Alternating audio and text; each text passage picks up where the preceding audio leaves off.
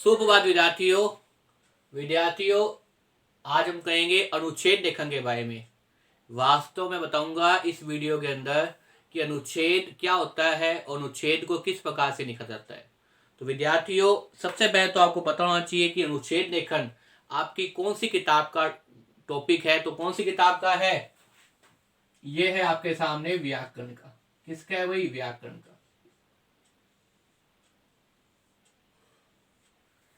विद्यार्थियों, जैसा कि आपको पता है कि हिंदी को बहुत ही सरल तरीके से समझाया जा रहा है, तो बार बार वीडियो को देखिए और याद करने का प्रयास कीजिए। इसके साथ ही विद्यार्थियों, अगर मेरे द्वारा बनाई वीडियो आपको पसंद आए तो लाइक कीजिए, शेयर कीजिए, कमेंट अवश्य कीजिए विद्यार्थियों, और बार बार देखिए विद्यार्थियों, क्योंकि वीडियो को बार बार देखने से आपके मन में जो डाउट है, आपके मन के कॉन्सेप्ट वो क्लियर हो जाएंगे। आपको वास्तव में अनुच्छेद लेखन क्या होता है, अनुच्छेद को किस प्रकार से लिखा जाता है, ये आप समझ जाएंगे। और जब आप ये चीज समझ जाएंगे, उसके बाद भविष्य में कभी भी आप अनुच्छेद लेखन के संबंधित पर संगत नहीं करेंगे, क्योंकि जिस प्रकार से विद्यार्थियों आप निबंध लिखते हैं, उसी प्रकार से क्या अनुच्छेद है। अनुच्छेद कभी भी याद नहीं किया जाता। जिस प्रकार से आपने निबंध का एक तरीका समझा हुआ है, उसी प्रकार से अनुच्छेद के कुछ टॉपिक आते हैं पेपर के अंदर। उसी टॉपिक पर, उसी विषय पे आपने क्या लिखना होता है? अनुच्छेद लेखन लिखना होता है। तो एक बार समझ लीजिए किस प्रकार से अनुच्छेद लिखा जाता है। उसके बाद कोई भी आ जाए प्रकरण, आप उस पर क्या लिख सकते हैं? अनुच्छेद लिख सकते हैं। तो देखिए विद्यार्थियों, अनुच्छेद लेखन सबसे पहले तो बात क्या है? अनुच्छेद। अनुच्छेद का मतलब क्या है? पैराग्राफ। कोई भी शीर्षक देने के बाद में पेपर में अगर उसके बारे में कुछ पैराग्राफ लिखा जाए, कुछ वाक्य लिखे जाए एक गद्यांश के रूप में, उसे हम क्या कहते हैं? अनुच्छेद कहते हैं। इस प्रकार का लेखन करना क्या कहता है? अनुच्छेद लेखन कहता है। तो देखिए विद्यार्थियों, अनुच्छेद लेखन सबसे पहले आपको पता होना चाहिए कि वास्तव में अनुच्छेद क्या चीज है। उसके बाद ही आप कम जाएंगे अनुच्छेद लेखन समझ पाएंगे। तो देखिए विद्यार्थियों, अनुच्छेद अनुच्छेद एक विचार या भाव पर लिखा गया वाक्य समूह होता है। बहुत ही महत्वपूर्ण परिभाषा आपके लिए कि अनुच्छेद एक विचार या भाव पर लिखा हुआ क्या है? लिखा गया वाक्य समूह होता है। किस पर भाई? अनुच्छेद एक विचार कह दीजिए या भाव कह दीजिए, पर लिखा गया क्या होता है भाई? वाक्य समूह होता है। बहुत से वाक्य मिलकर क्या निर्माण करते हैं? बहुत से शब्द मिलकर किसका निर्माण करते हैं? वाक्यों का निर्माण करते हैं। और बहुत से वाक्य मिलकर किसका निर्माण कर देते हैं? अनुच्छेद का निर्माण कर देते हैं। तो समझिए विद्यार्थियों, अनुच्छेद एक विचार, वहां पे कोई विचार भी होता है, वहां पे कोई भाव भी होता है, वहां पे जो भी आपको दिया जाएगा शीर्षक, उस पे क्या लिखने? अपने विचार प्रदर्शित करने हैं। तो दिखा गया वाक्य समूह क्या कहता है? वाक्य समूह अनुच्छेद होता है। क्या होता है विद्यार्थियों? अनुच्छेद होता है। अब देखिए विद्यार्थियों, एक अच्छा अनुच्छेद लिखने के लिए आपको कुछ महत्वपूर्ण बातों का ध्यान रखना चाहिए। एक अच्छा और बहुत ही सार्थक अनुच्छेद लिखने के लिए आपको क्या करना चाहिए? आपको कुछ बातों का ध्यान रखना चाहिए, जिससे कभी भी आपके अनुच्छेद के अंदर नंबर नहीं कटेंगे। अगर आप उन बातों का ध्यान रखेंगे तो आप बहुत ही अच्छा अनुच्छेद लिख देंगे। तो देखिए विद्यार्थियों, अनुच्छेद लिखते समय आवश्यक बातें कौन कौन सी है? पहली बात कौन सी है? विचारों को क्रमबद्ध रूप देना चाहिए। विचारों को क्या देना चाहिए भाई? क्रमबद्ध रूप देना चाहिए। विचारों को क्रमबद्ध रूप देने का मतलब ये होता है विद्यार्थियों कि जो विचार है उनमें तारतम्य होना चाहिए, क्रमबद्धता होनी चाहिए। आप जिस भी विषय पर अनुच्छेद लिख रहे हैं, उस अनुच्छेद के अंदर यूं नहीं है जैसे मान लो पाठ्यक्रम का वर्णन चल रहा है, सुबह सुबह हम घूमने जा रहे हैं, हम ट्रेन पकड़ने जा रहे हैं, तो ट्रेन तो में बैठी हुई बातें आप बाद में बताएं, हमने ट्रेन में ऐसी कुछ, उसके बाद आप लिखें कि हमने जो है वो ट्रेन पकड़ी, या हम बगीचे में जाके बातें कर रहे थे, उसके बाद आप लिखेंगे हम बगीचे में घूमने गए थे। तो ये कहीं ना कहीं क्या है? सही नहीं है। विचारों में क्या होनी चाहिए? क्रमबद्धता होनी चाहिए। क्रमबद्धता का मतलब जिस प्रकार का घटनाक्रम आप सोच रहे हैं, जिस प्रकार का घटनाक्रम या भाव पेपर में दिया गया है, उन भावों विचारों पे क्या करना चाहिए? आपने क्रमबद्धता अपनानी चाहिए। जो चीज पहले घटित हुई है उसको पहले लिखना, और जो चीज बाद में घटित हुई है उसे बाद में लिखना, वास्तव में क्या है? क्रमबद्धता है। तो इस क्रमबद्धता का भी जब आप अनुच्छेद करें तो इसका ध्यान रखना चाहिए कि आप किस प्रकार की क्रमबद्धता का उपयोग कर रहे हैं। घटनाएं जिस प्रकार से चल रही है उसी प्रकार से आपको अनुच्छेद लेखन में भी लिखना चाहिए। अगर आप उस प्रकार से क्रमबद्धता को ध्यान रखते अनुच्छेद लिखेंगे तो आपके अनुच्छेद में कहीं भी नंबर नहीं कटेंगे। तो पहली जो विशेषता है वो क्या है? विचारों को क्रमबद्ध रूप देना चाहिए। कौन क्या देना चाहिए? सबसे पहली विशेषता ये है, अनुच्छेद लिखते समय विचारों को क्रमबद्ध रूप देना चाहिए। मतलब विचार क्या होनी चाहिए आपके सामने, क्रमबद्धता को ध्यान में रखना चाहिए विचार लिखते समय। मुझे उम्मीद है पहला तथ्य आपको समझ में आ गया होगा, पहली महत्वपूर्ण बात समझ में आ गई होगी। अब देखिए विद्यार्थियों, दूसरा जो महत्वपूर्ण बात है, दूसरा जो महत्वपूर्ण तथ्य है वो देखिए, वाक्य छोटे और विषय अनुकूल होने चाहिए। वाक्य क्या होने चाहिए भी, छोटे छोटे वाक्य होने चाहिए और साथ में विषय के अनुकूल होने चाहिए। जो भी विषय वो दे रहा है पेपर के अंदर, जिस भी विषय पे आपने क्या लिखना है, अनुच्छेद लिखना है, उसको ध्यान में रखते हुए वाक्य क्या हो, छोटे छोटे हो और साथ में विषय के अनुसार लिखे गए हो। विषय वस्तु से या विषय से भटकाव, विषय से अलग कभी भी अनुच्छेद सही नहीं होता।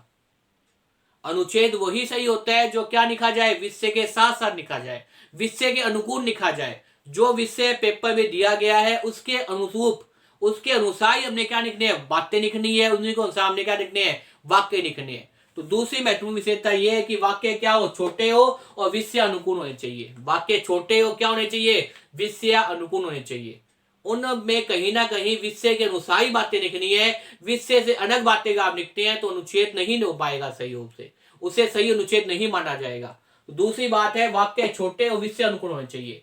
तीसरा देखिए विद्यार्थियों, आवश्यक बात के अंदर भाषा सरल, स्पष्ट, सटीक और रोचक होनी चाहिए। भाषा क्या होनी चाहिए आपके सामने, सरल होनी चाहिए। भाषा जितनी सरल होगी पढ़ने वाले को अनुच्छेद उतना ही जल्दी समझ में आएगा। भाषा सरल हो, क्या हो, स्पष्ट हो, जो आप लिख रहे हैं वो पूर्ण रूप से स्पष्ट होना चाहिए ताकि पढ़ने वाले को समझ में आ सके। सटीक होनी चाहिए, भाषा में सटीकता गुण होना चाहिए। अनावश्यक जो है वो शब्दों का उपयोग नहीं करना चाहिए और रोचकता होनी चाहिए। रोचकता मतलब यहाँ पे क्या है, जिज्ञासा होनी चाहिए। जैसे जैसे अनुच्छेद पढ़ा जाए आपके द्वारा लिखा गया, वैसे वैसे पाठ को मन में क्या होनी चाहिए भी, जिज्ञासा उत्पन्न होनी चाहिए कि आगे वाली पंक्ति क्या होगी, उसकी आगे वाली पंक्ति क्या होगी। अगर आप ये चीजें अनुच्छेद में लिखेंगे तो अनुच्छेद वास्तव में क्या कराएगा, बहुत ही अच्छा बनाएगा। तो तीसरी विशेषता ये बताई आपके सामने अनुच्छेद लिखते समय, महत्वपूर्ण बात यह है कि भाषा क्या होनी चाहिए भी, भाषा सरल होनी चाहिए, स्पष्ट होनी चाहिए, सटीक होनी चाहिए, रोचक होनी चाहिए, उसमें जिज्ञासा का गुण होना चाहिए, जिज्ञासा होनी चाहिए उसके अंदर। देखिए अगली विशेषता, अनावश्यक वर्णन से बचना चाहिए। बहुत ही महत्वपूर्ण कि अनावश्यक वर्णन से क्या करना चाहिए अभी, आपको बचना चाहिए। अनावश्यक वर्णन मतलब भटकाव नहीं होना चाहिए। अनावश्यक वर्णन का मतलब यह है विद्यार्थियों कि कहीं ना कहीं आप में भटकाव ना हो, आप विषय से अलग ना चले जाएं और विषय से संबंधित ऐसी बातें ना लिखें जो वास्तव में अनुच्छेद के हिसाब से सही न हो। अनुच्छेद लिखने का मतलब ही कि मैंने बताया आपको, पैराग्राफ होता है, शब्द सीमा होती है, उसमें वाक्य होते हैं, तो आपको बहुत ही नपातुना शब्दों के अंदर क्या करना चाहिए, अनुच्छेद लिखना चाहिए। भटकाव भी ना हो और अनावश्यक वर्णन भी ना हो। ऐसा ना हो कि आप एक ही बात को बार बार लिख रहे हैं, उसे पुनरावृत्ति कर रहे हैं, तो वो पुनरावृत्ति कहीं ना कहीं अनुच्छेद में मान्य नहीं होती विद्यार्थियों। नए वाक्य लगाइए, नए शब्द लिखिए, नया अर्थ के बाद में लिखिए, लेकिन लिखिए विषय के अनुकूल ही। तो मुझे उम्मीद है विद्यार्थियों आपको जो अनुच्छेद लिखते समय चौथी विशेषता भी ध्यान में आ गई होगी, समझ में आ गई होगी। अंतिम विशेषता देखिए जो अनुच्छेद लेखन के लिए बहुत ही महत्वपूर्ण विशेषता है, बहुत ही महत्वपूर्ण बात है आपके लिए, शब्द सीमा का विशेष ध्यान रखना चाहिए।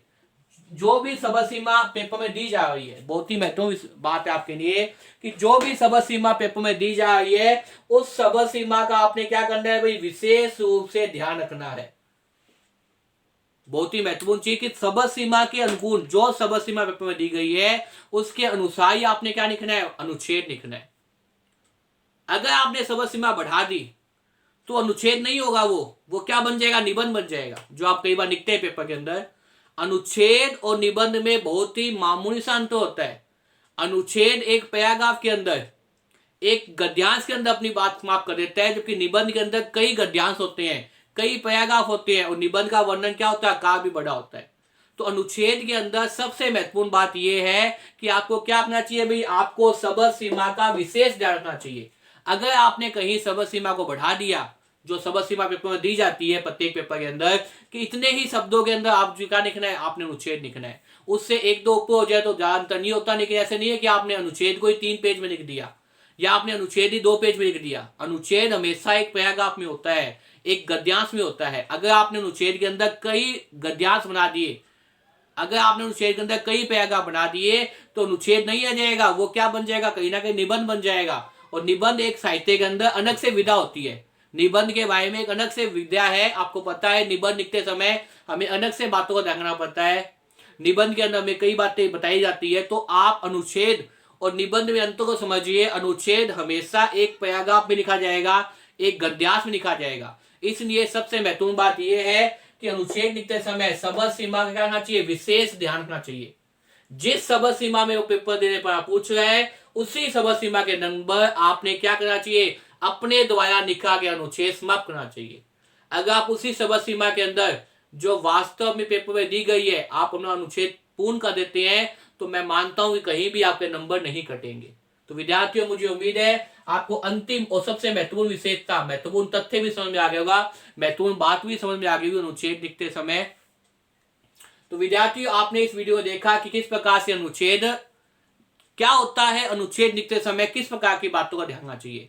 पेपर के अंदर कोई ना कोई विषय देगा, कोई ना कोई आपके सामने पंक्ति देगा, उसी पंक्ति पे अपने विचारों को एकाग्र करते हुए, विचारों को क्रमबद्धता करते हुए, वाक्य छोटे लिखते हुए, वाक्यों को रुचिकर बनाते हुए, उसके साथ जिज्ञासापूर्ण बनाते हुए और तय शब्द सीमा के अंदर अनावश्यक वर्णन बचते हुए और शब्द सीमा का ध्यान रखते हुए अगर आप वास्तव में अनुच्छेद लिखते हैं तो आपके नंबर कभी भी नहीं कटेंगे। तो विद्यार्थियों, मुझे उम्मीद है इस वीडियो को देखने के बाद में आपको अनुच्छेद लेखन लिखते समय कौन सी बातें महत्वपूर्ण होती है वो समझ में आ गई होगी। बार बार इस वीडियो को देखिए और याद करने का प्रयास कीजिए। धन्यवाद।